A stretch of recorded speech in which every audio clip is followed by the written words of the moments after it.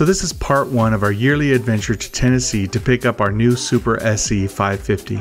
And yes, we will discuss specific setup details for this boat, and stay tuned to the end for information on some other stuff we're working on. After the fire, we were so ready to get into warm weather and start surfing again. But add to that this beautiful, huge, sexy boat and we were giddy. Our adventure started by getting to the Supra factory in Maryville, Tennessee and picking up the SL 550 and starting to transfer our gear. The plan was to pick up the boat on Thursday afternoon, and then we had some top secret testing to do for the factory on Friday. We were then going to dial the SL 550 in for the first time on Saturday and head to our rented lake house known as Wake Dreams on Sunday. Well, RJ is usually my main bro staying for the first dial-in session, but he wasn't going to be here until Tuesday. So I had an idea and decided to invite 2 great wake surfing friends of Wake 9. My best bro gal, Allison Sauce from home, and our favorite local Tennessee rider, Raya. So we went to the Tellico Reservoir for our testing, which we thought would take all afternoon, but it did not, and we were done with about 2 to 3 hours of daylight left. Amy and I were tired and hungry and had already surfed and were thinking about saving the SC for tomorrow, but not Allie.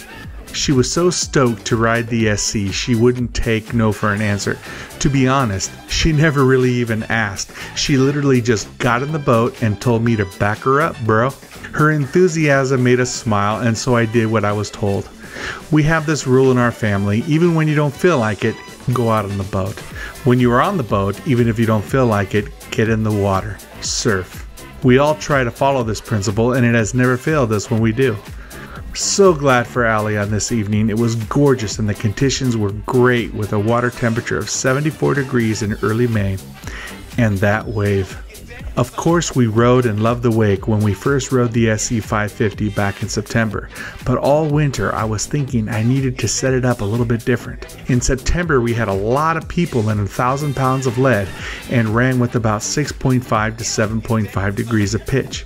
I figured even though the wake was great, I wanted to try less lead and more pitch. So based on gut, I put 1 bag of lead in each far corner of the rear surf lockers, 2 bags on each side of the bow, and then 600 pounds spread evenly right in the middle just behind the driver's seat on both sides, totaling just 800 pounds of lead in addition to the stock ballast system of 4,100 pounds. Well, the wave was great and better than it was in September. On this day we were running a pitch of about 8.5 degrees and speeds of 11.2 to 11.6 miles per hour, and 2.5 to 3 degrees of roll on goofy and about 2.5 degrees of roll for regular. Allison normally hates riding faster than 11.2 and always makes me slow down even to 10.8, but she was doing great at 11.6 and never asked me to slow.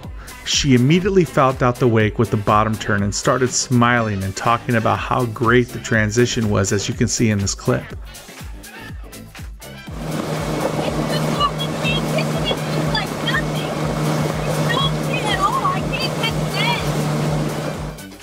The transition was also great on the SL 550, but this wave on the SE actually has more push.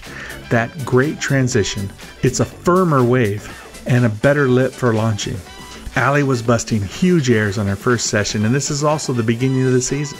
We had 200 pounds less in the boat and many less people than in September. It was just the 4 of us, and the wave was better than before. We were so stoked for our vacation and the rest of the summer.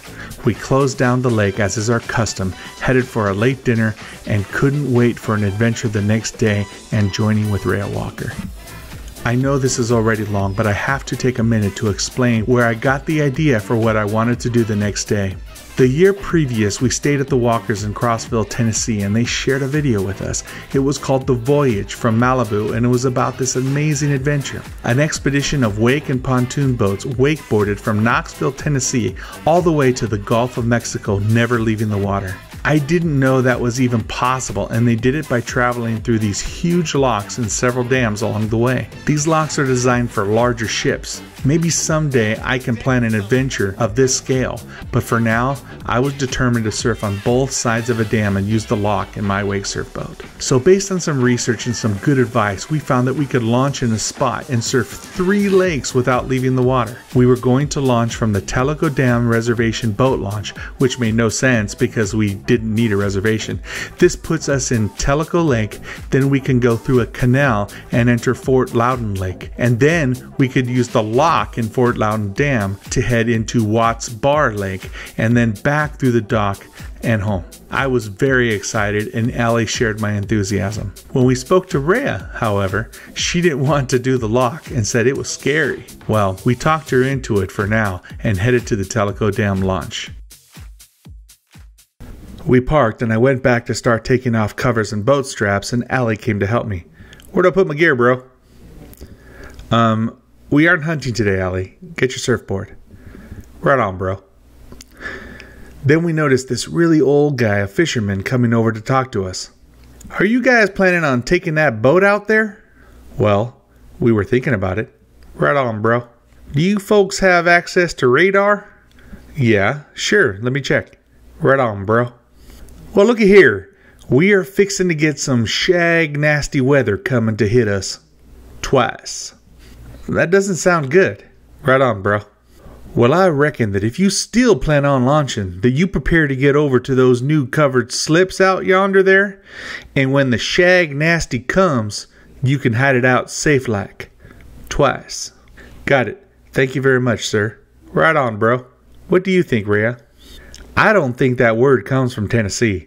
I have never heard that before, and I don't think we should go through the lock, so maybe we should just go home. I think we should go. We can do it. Right on, bro. So we started on the lake just fine and it was starting to get gloomy. Raya thought we were nuts, but she was a trooper and went along, even if a bit reluctantly. It started to rain and Jesse and Amy wanted to surf in the rain, and so they did. What a blast we had. It started to thunder and rain hard, and it's probably a good thing Raya was with us, keeping us from being too dumb. The rain then got so bad I couldn't see with my sunglasses on, and then with them off, the rain actually hurt my eyeballs. Okay, maybe it was time to head to shelter and those covered slips the old fisherman told us about. We found them and huddled into a houseboat slip for a while and checked the radar. Well, look at that. This huge weather system showed up on top of us with two stripes of deep purple, and we were in the first one. Just like the fisherman said, Shagnasty weather. Twice. That's enough for this video, but stay tuned for part 2. We will show you what it was like to go through the lock and surf on the other side with Raya and Allison surfing like they were competing back in the Endless Wave Tour. It was so much fun. Then we will share our stay at Lake Norris and then finally getting the SE 550 back to a beautiful full lake at Oroville, which only happens about once a decade.